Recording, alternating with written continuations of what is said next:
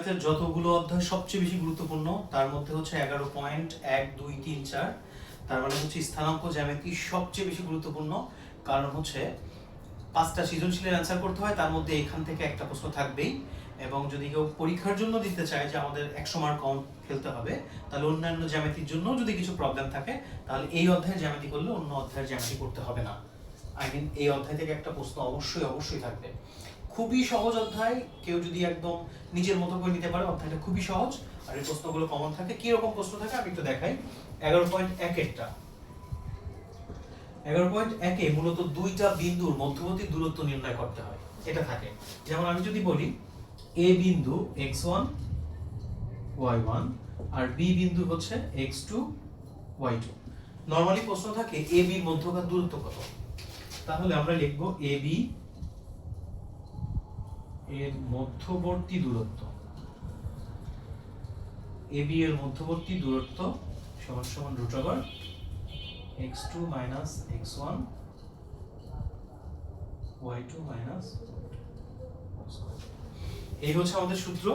এই সূত্র দিয়ে অঙ্ক করতে হবে। তবে এখানে আরেকটু বোঝার বিষয় আছে, সেটা হচ্ছে মাঝে মাঝে এরকম সহজ প্রশ্ন না থেকে একটু ডিফিকাল্ট থাকতে পারে। অর্থাৎ যদি বলে দেয় যে মূল বিন্দুর সাপেক্ষে, এটা কিন্তু সূত্র আমাদের মুখস্থ করতে হবে। আর এরকম থাকে মূল বিন্দু দেওয়া থাকে এবং এ বিন্দু দেওয়া থাকে, এর মধ্যকার দূরত্ব বের করতে বলে। তাহলে আমরা লিখব মূল বিন্দুকে আমরা সাধারণত আমরা জানি গ্রাফ কাগজে আমরা এরকম মূল বিন্দুকে 0 ধরে নিই, x0 x prime y0 y prime. এখানে এটা হচ্ছে মূল বিন্দু। তো এই মূল বিন্দুকে সবসময় আমরা 0 ধরতে হবে, আমরা 0 ধরি আমরা। তাহলে ও এ এর মধ্যবর্তী দূরত্ব, ও এর মধ্যবর্তী দূরত্ব আমরা এই স্টাইলে বের করব। x1 minus 0 তার উপর whole square plus y1 minus 0 তার উপর হোল স্কয়ার। আরেকটা বিষয় থাকে, সেটা হচ্ছে আমি একটু মুছে দিই পরে, সেটা মাঝে মাঝে আমাদের খুব বিরক্ত করে। সেটা হচ্ছে এই টাইপের প্রশ্ন দিয়ে ধরলাম যে এটা এ বিন্দু, এটা বি বিন্দু। এ বিন্দু ধরলাম x1 y1, বি বিন্দু ধরলাম x2 y2। ঠিক এদের মধ্যবর্তী দূরত্ব কত সেটা বের করতে হবে। তো মধ্যবিন্দুকে আমি m ধরে নিলাম, বা যে কোনো কিছু না ধরলেও চলবে। তাহলে মধ্যবিন্দু হচ্ছে m বিন্দুর স্থানাঙ্ক, m বিন্দুর স্থানাঙ্ক সমান সমান আমাদের আমরা এইভাবে বের করতে পারি x1 plus x2 by 2, y1 plus y2 by 2। এইভাবে বের করতে হয়। এই তিনটা সূত্র 1 2 3, এই তিনটা সূত্র জানলে এই অধ্যায়ের প্রশ্নগুলো 100% বোঝা যাবে এবং কমন হয়ে যাবে। আমি একটা বই দিয়ে একটু দেখাই যে কি রকম প্রশ্ন হতে পারে। এটা মুছে দিই।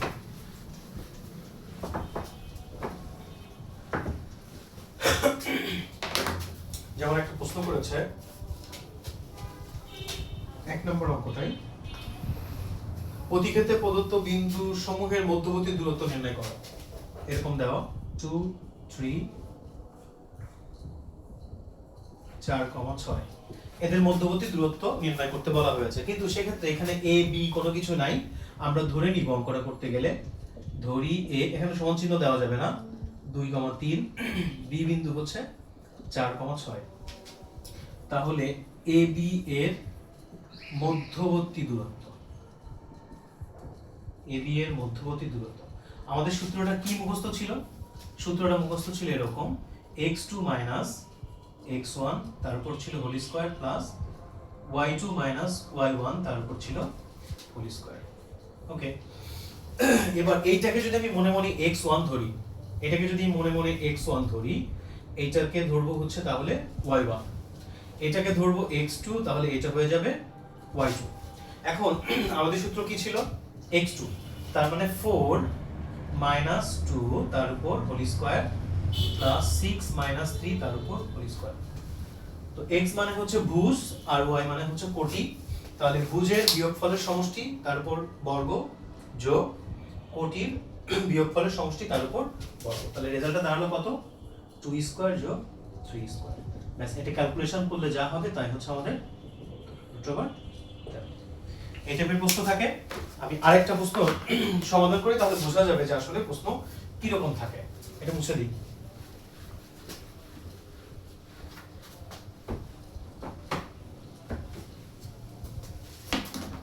একটু জটিল প্রশ্ন হতে পারে, যেমন আমি যদি একটা বিন্দু ধরি 0,0 ও sin থিটা cos থিটা, এদের মধ্যবর্তী দূরত্ব নির্ণয় করতে বলা হয়েছে। তো এটা তো মূল বিন্দু বোঝাই যাচ্ছে, এটাকে মূল বিন্দু 0 ধরি,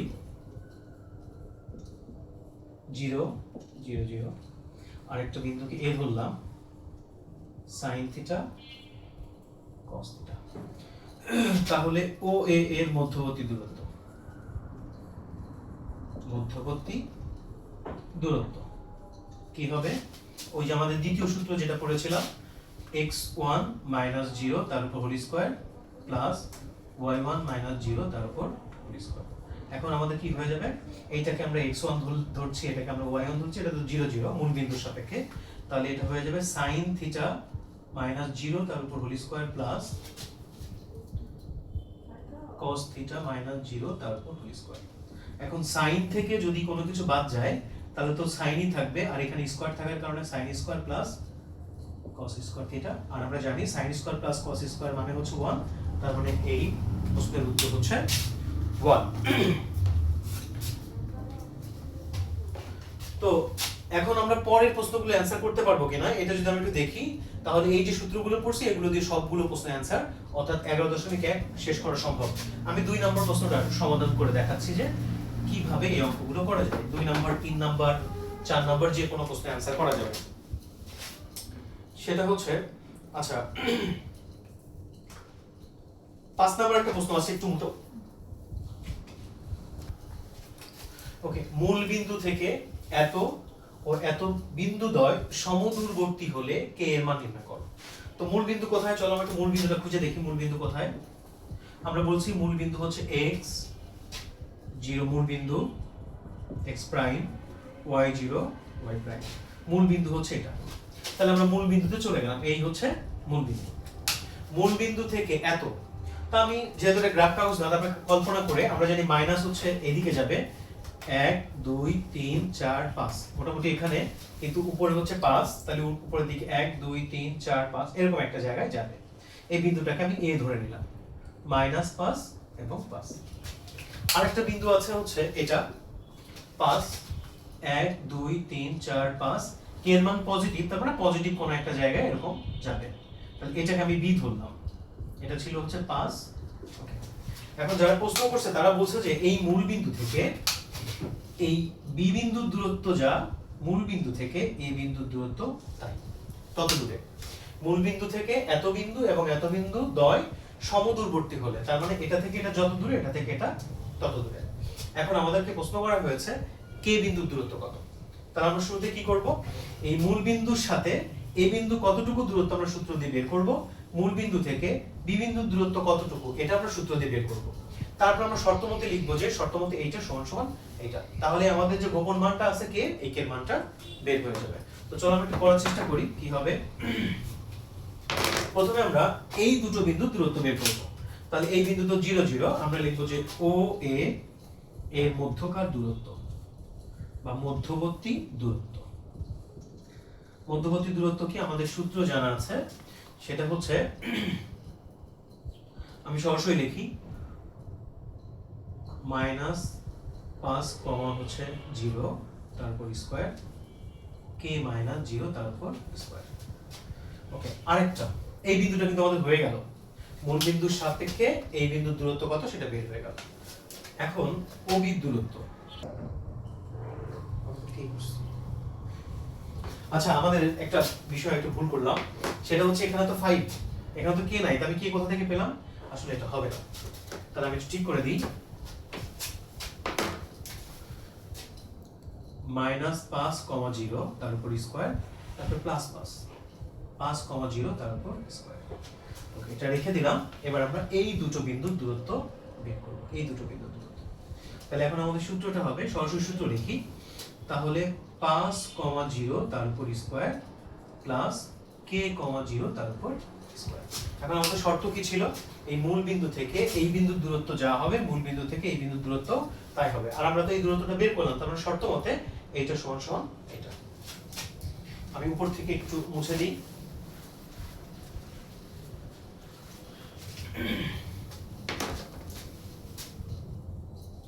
শর্ত মতে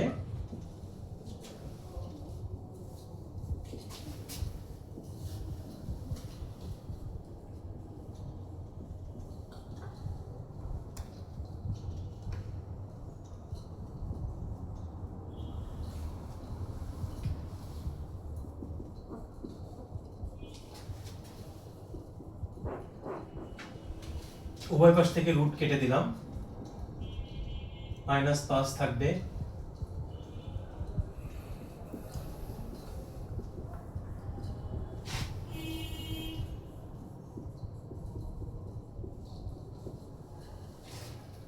তো -5 থেকে যদি 0 চলে যায় -5ই থাকে, -5 এর উপর স্কয়ার, এটা হচ্ছে 5 এর উপর স্কয়ার সমান সমান 5 এর উপর স্কয়ার হয়ে যাবে, এটা k স্কয়ার হবে। ক্যালকুলেশন করলে রেজাল্টটা বের হয়ে যাবে। 5 5 25, -25 হবে না, কারণ হচ্ছে আমরা জানি যে এখানে যতই মাইনাস থাক পাওয়ার যদি জোর থাকে তাহলে এই মাইনাসের মানটা আসলে হবে না। তাহলে এটা 25, এটাও 25 সমান সমান 25 প্লাস হচ্ছে k স্কয়ার, উভয় পাশ থেকে 25 চলে গেল, তাহলে থাকলো হচ্ছে আগে লিখলাম k স্কয়ার সমান সমান 25, আমি যদি স্কয়ার বাদ দিই k সমান সমান হচ্ছে 5, তাহলে k এর মান হচ্ছে 5। এইভাবে এই অধ্যায়ের সমস্ত প্রশ্নগুলোর মূলত সমাধান করা যায় যদি এই তিনটা সূত্র আমরা মনে রাখি।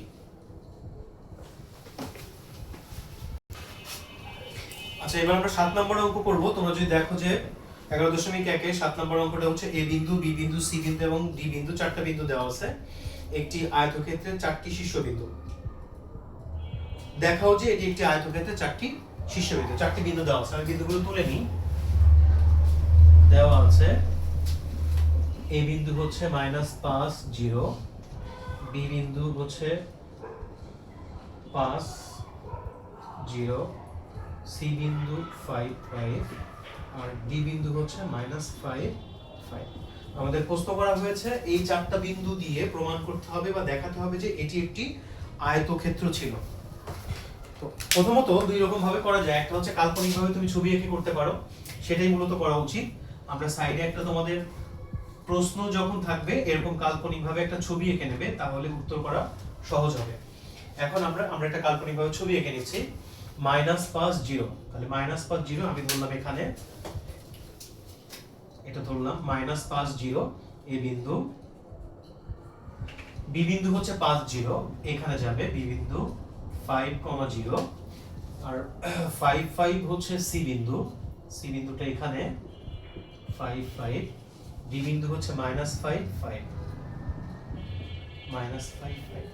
তাহলে বোঝা যাচ্ছে যে এটি একটি আয়তক্ষেত্র।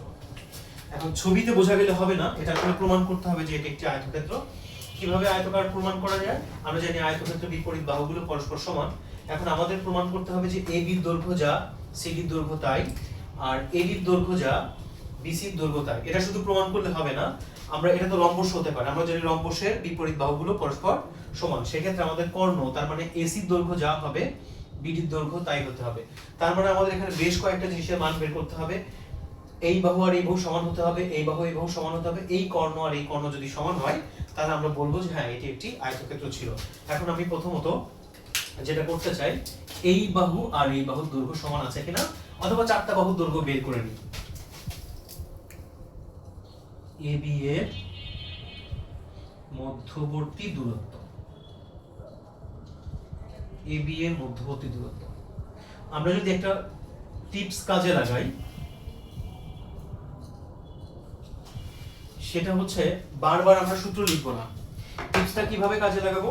টিপসটা হচ্ছে এখানে a b, আমরা লাস্টে কোন অক্ষর বললাম b, তাহলে b এর কাছে আমরা যাব। এখন আমাদের কাজ হচ্ছে a আর b এর মধ্যে, তাহলে এখন লাস্টে কোনটা ছিল b, এটাকে আমরা আগে নিব।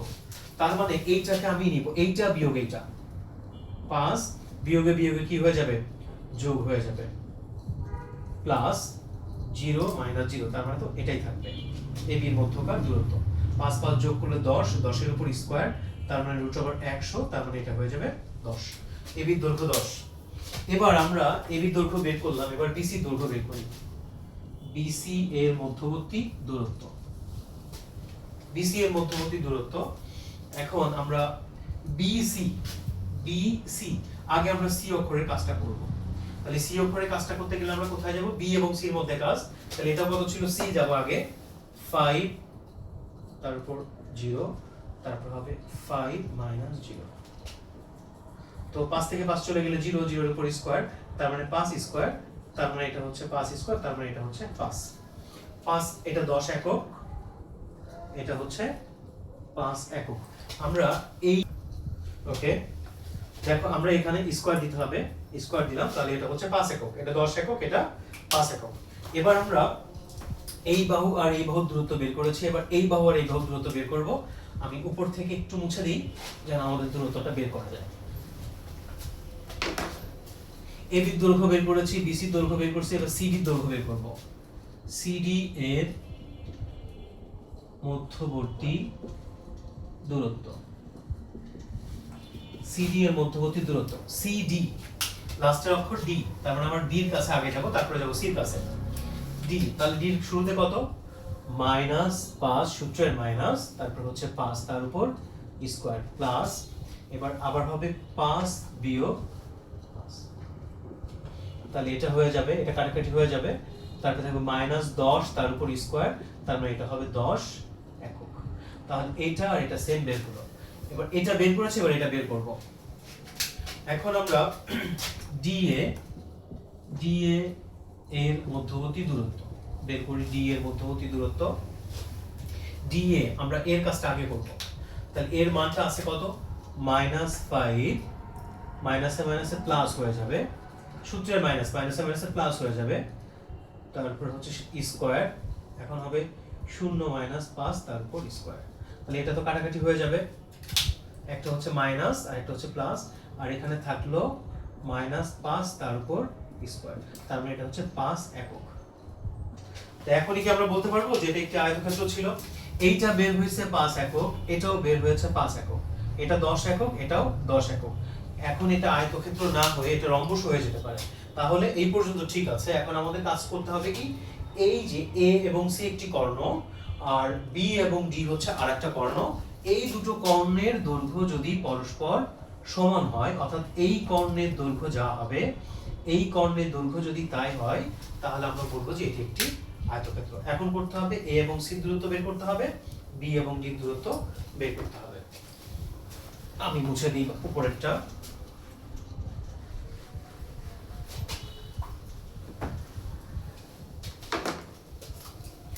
এসি দূরত্ব বের করি। এসি কর্ণের দৈর্ঘ্য, এসি কর্ণের দৈর্ঘ্য, কর্ণের দৈর্ঘ্য বা দূরত্ব। এসি আমি সির কাজটা আগে করব, তাহলে 5 মাইনাসে মাইনাসে এটা প্লাস হয়ে যাবে, তার উপর স্কয়ার, আর এখানে হবে হচ্ছে এসি সির কাজটা আগে, তাহলে 5, 0 তার উপর স্কয়ার, তাহলে এখানে 10 আর এখানে হচ্ছে 5, 10 স্কয়ার মানে 10, 5 স্কয়ার মানে 5, তার মানে এটা হচ্ছে √15। এসি কর্ণের দূরত্ব। এবার বিডি কর্ণের দূরত্ব, বিডি কর্ণের দৈর্ঘ্য, বিডি কর্ণ, বিডির কাজটা আমি একটু আগে করব। -5 সূত্রে -5 তার উপর স্কয়ার, তার উপর স্কয়ার, তাহলে এখানে হবে -10 তার উপর স্কয়ার, 5 তার উপর স্কয়ার, তাহলে এটা হয়ে যাচ্ছে 10 যোগ 5, তার মানে এটা √15। তার মানে এটি একটি আসলেই কি ছিল? আয়তক্ষেত্র ছিল। কারণ হচ্ছে এই বাহুর দৈর্ঘ্য যা, এই বাহুর দৈর্ঘ্য তাই বের হয়েছে এবং কর্ণ দুটো পরস্পর সমান। সুতরাং লিখবো যে ABCD একটি আয়তক্ষেত্র। শেষ করলাম।